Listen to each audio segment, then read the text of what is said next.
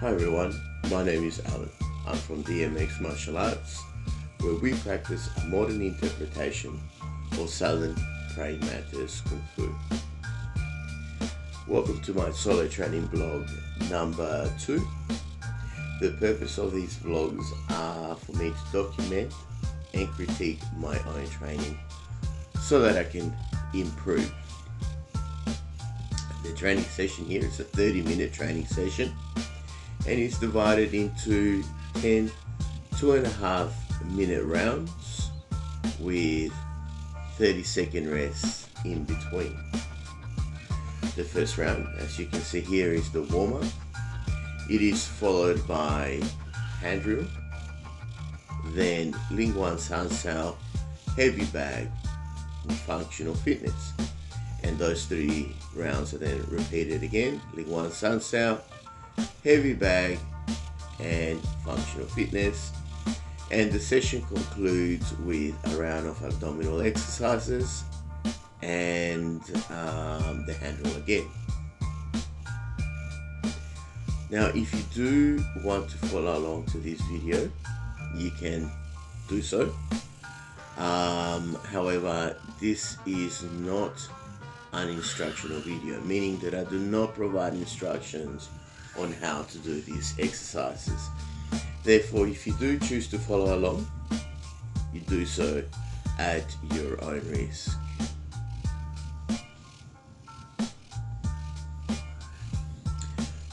The warm-up is just about to conclude.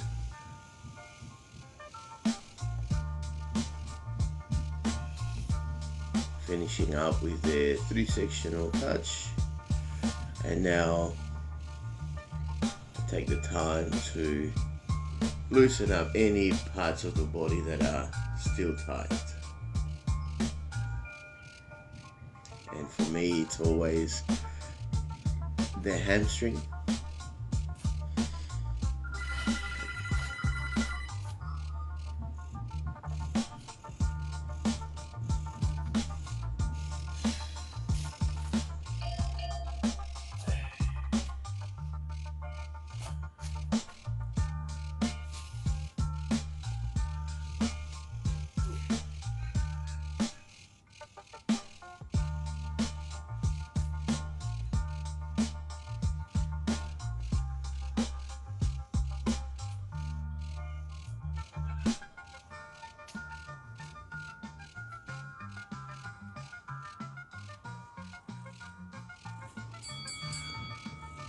Okay, we're continuing the session with Saat Sau Gung Part 2.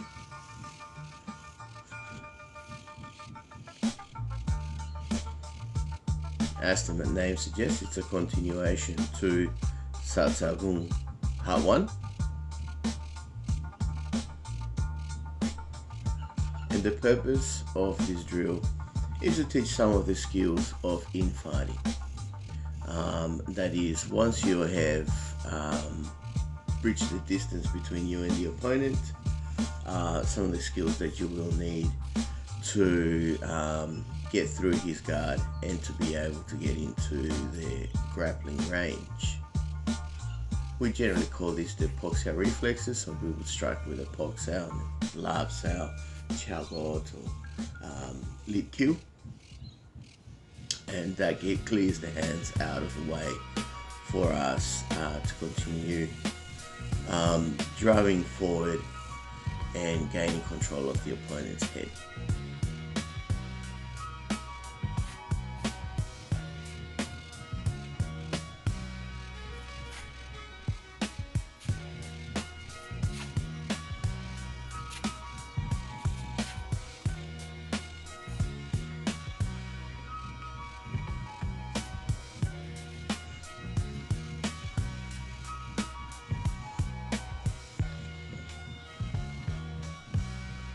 See here that the round is almost finished, and so I choose to do the drill again, but without the opening sequence. I'm just going to do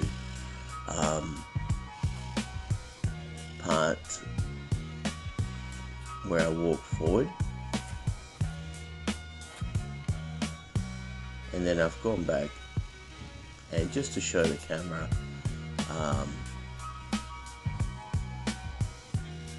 the opposite side, speed it up a little bit so that I can finish on time.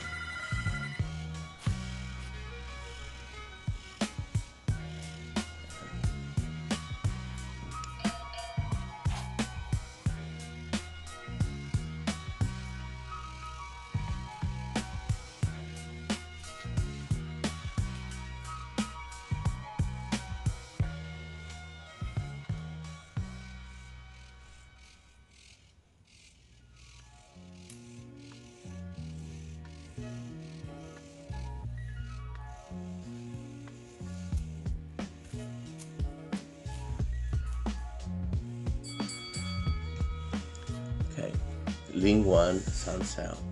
So it's Shin Tek, Pok Sau, Bil Sau, Hun Jan, Wan Dai Sau, Pok Sau, Gao Choi.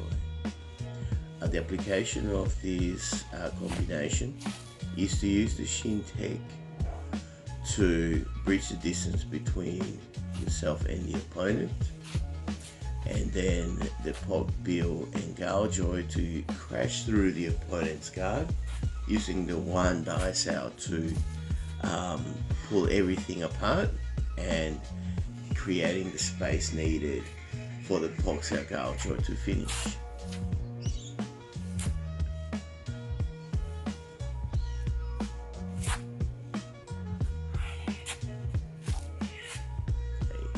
One thing that I can see is that I am stepping backwards before applying the Wan Dai Sau, and that means that I'm stepping back without the opponent, and then I am grabbing. So I need to grab, jerk back, and step back. So there you can see there that I've done that. And stylistically, of course, it looks good, that back step and then that jerking into the Wan Dai Sau. But functionally, it doesn't work. You cannot step away without the opponent. So you got to grab the opponent first, step away, and jerk at the same time.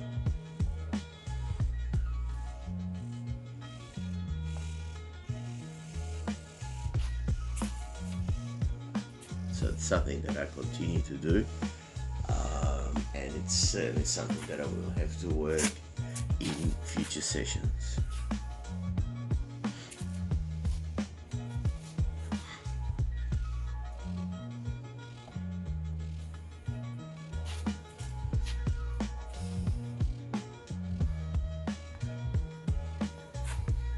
Also noticing that both my hands are coming quite low when I kick.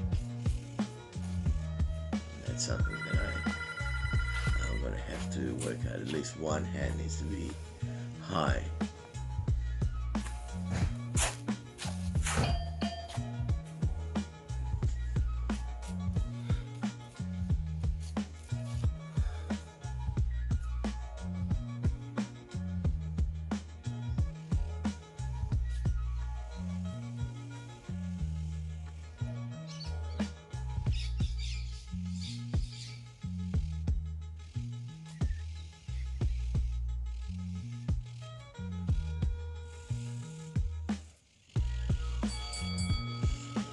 Moving on to the heavy bag.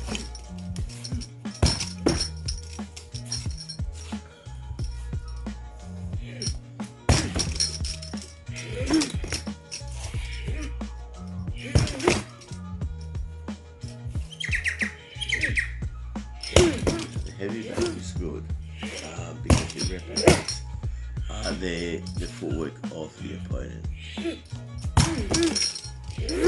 So we commence our attack when the opponent is moving towards us, symbolizing that,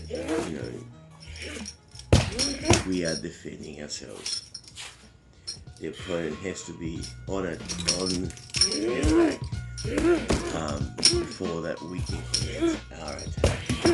And then as our attack commences, we start hitting the bag. It naturally starts moving away from us. which is what the opponent does. As soon as our tag begins, the opponent begins to move away, and we must follow. Of course, nothing is better than having a training partner or 100 training partners, but we're here. When you're training by yourself, the heavy bag is a fantastic training tool.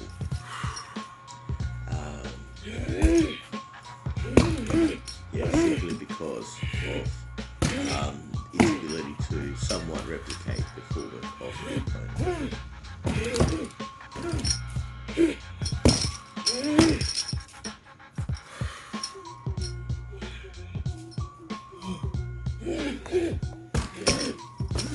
I timed it right, and I timed it while the bag was moving away.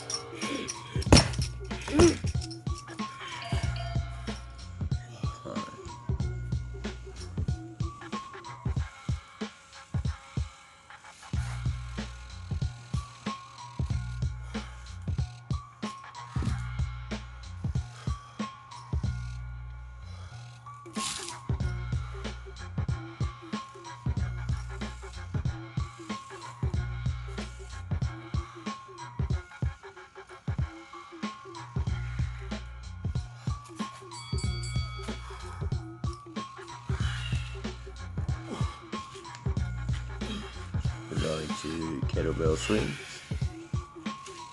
and we're going to follow these kettlebell swings with tactical get-ups.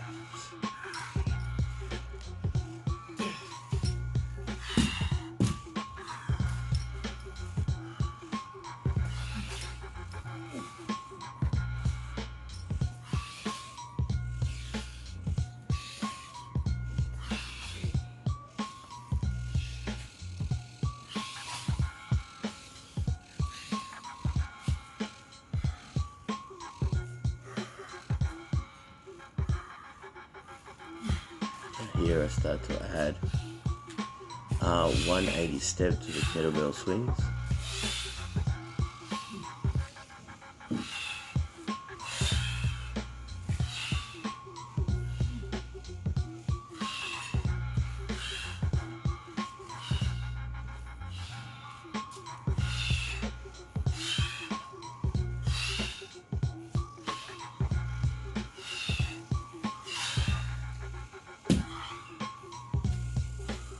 Back into the tactical get-up.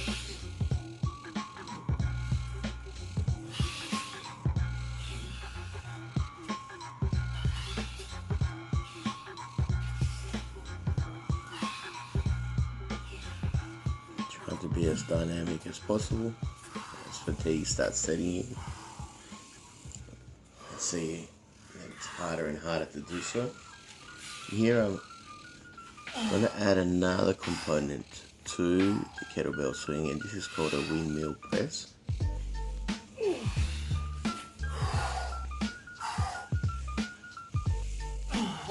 Now in hindsight, it wasn't a very good idea to do this. It's quite a complicated maneuver. It's something that you don't want to be doing once you're fatigued.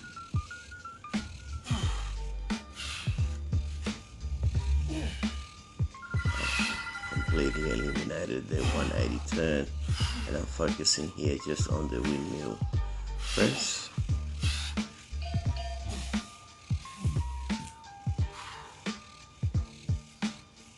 But in the next training session, I'm going to make sure that I keep the kettlebell swings simple, so that I don't drop them on my head, which I almost did in that round.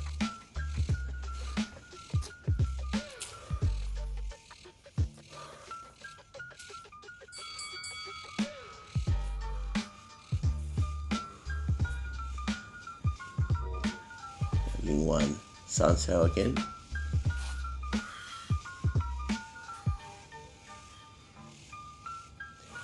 So I'm really slowed it down to try and catch my breath and really work on their kinetic links. However, I am dropping both hands as I do the shin tech.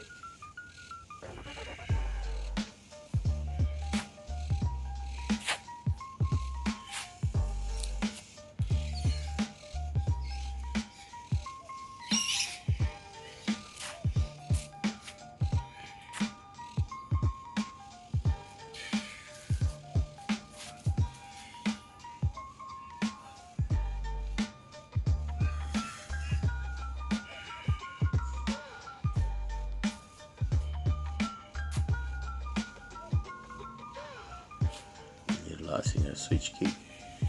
I'm not too happy with how I'm doing the switch. It seems very clunky. It seems to be it appears that I'm hopping up and down. So I'm definitely gonna have to get some more instruction on performing that technique, that switch step.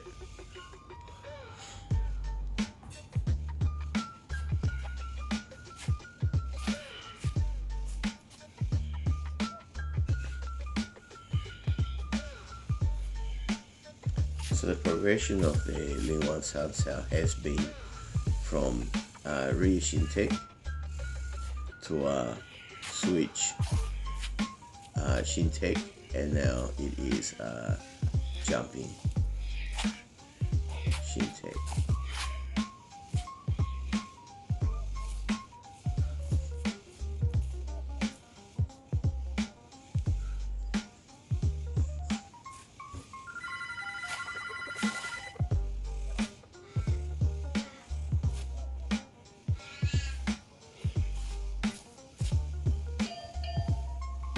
That concludes the round. I just wanted to do one more to make sure that it was even, that I had performed one the same amount on each side.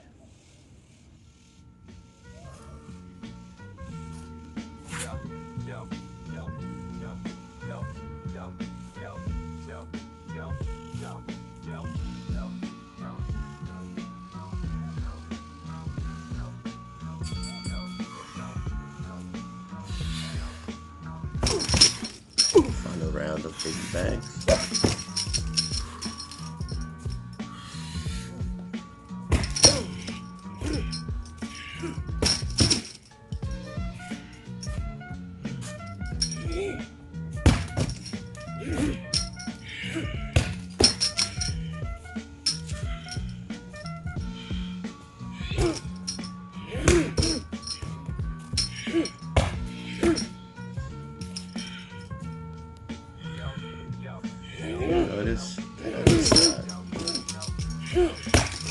Do some of the mannerisms from Muay Thai, from Taekwondo,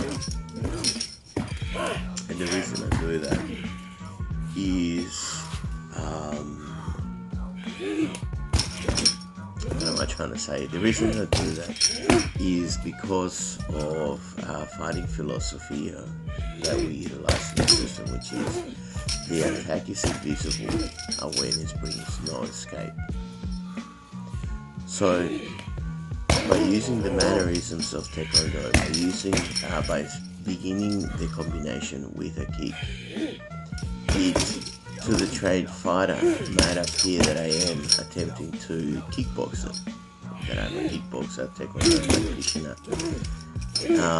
And then when I get in, the real attack begins, which is the praying mantis technique designed to crash the guard and to get into the grappling range. So that's the real attack. So I hide that with the mannerisms of Taekwondo, with the kick. So yeah, the attack is invisible, awareness is no escape.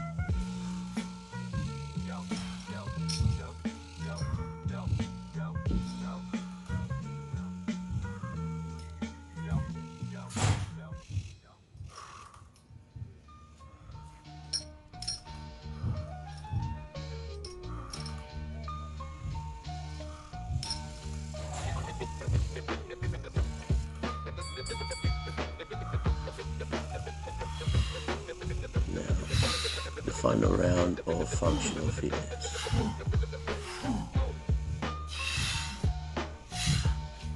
From this angle you can see better the kettlebell swing with a 180 step and the windmill press.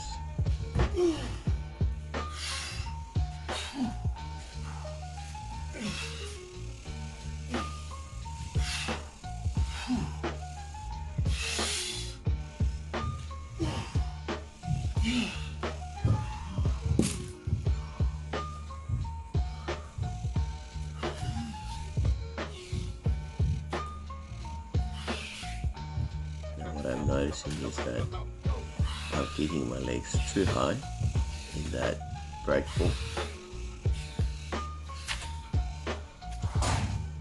When you kick your legs that high, it allows the opponent to catch your legs and potentially continue to roll you over. So the leg kick should be waist high. Well, knee to waist high.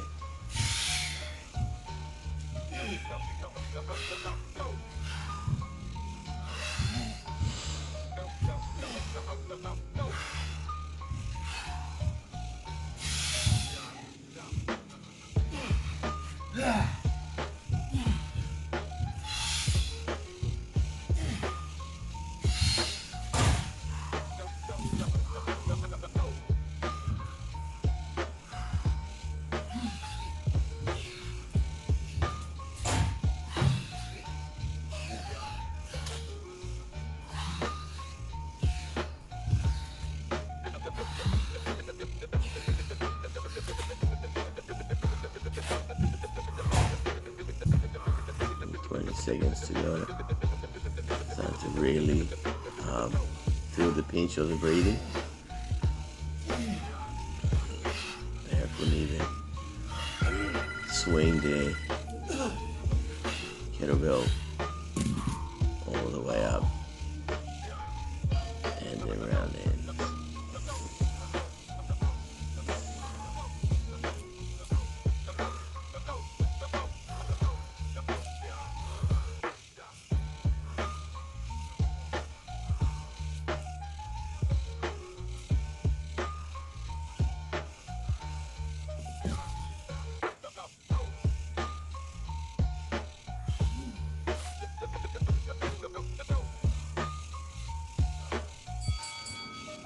We're down for abdominal exercises. So here I'm just doing the traditional sit-up. Trying to get all the way up.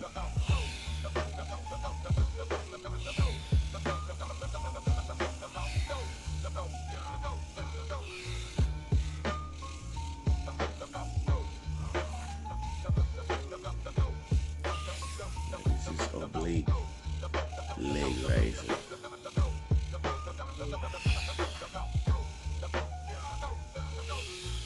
I have known them as banana rolls.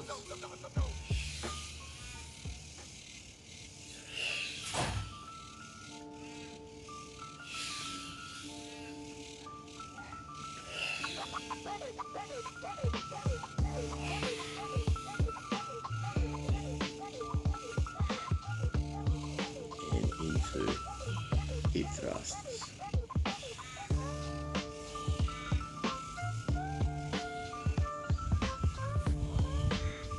So it's important to work the core in a 360-degree range. So exercises from the front, the obliques, and the back.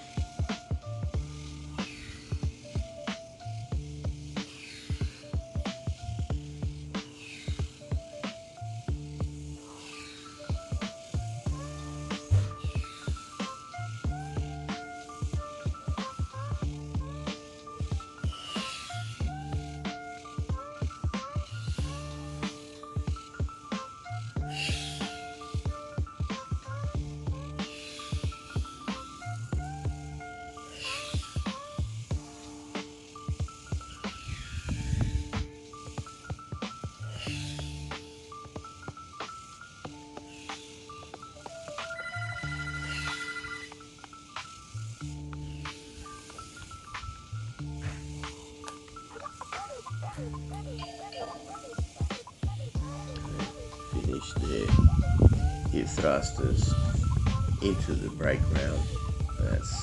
It's important for me to get an even workout throughout the core, in the front, the obliques, and the back. Okay, and now we're coming up into the last round, 10th round, which is the hand drill again. Saat Sau Gung Part 2.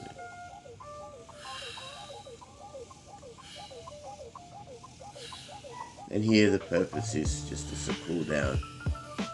So I'm not going to be exerting myself too much in performing this drill.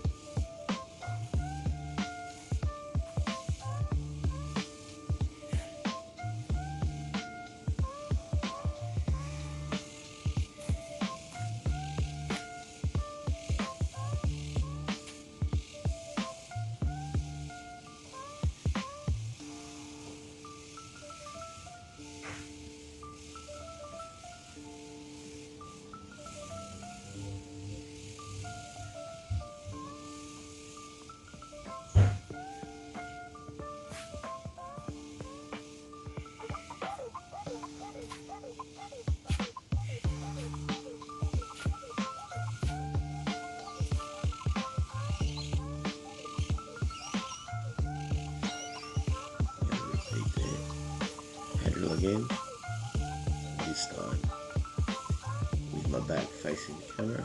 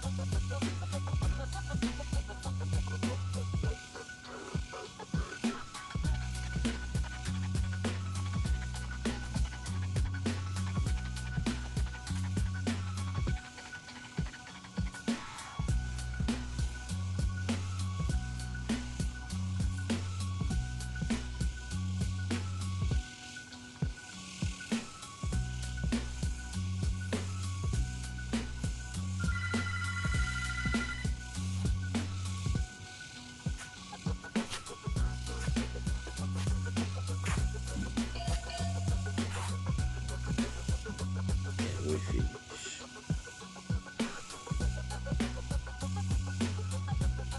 Thank you very much for watching. I hope you enjoyed it, and I hope that you got something out of it. Okay, until next time, bye bye.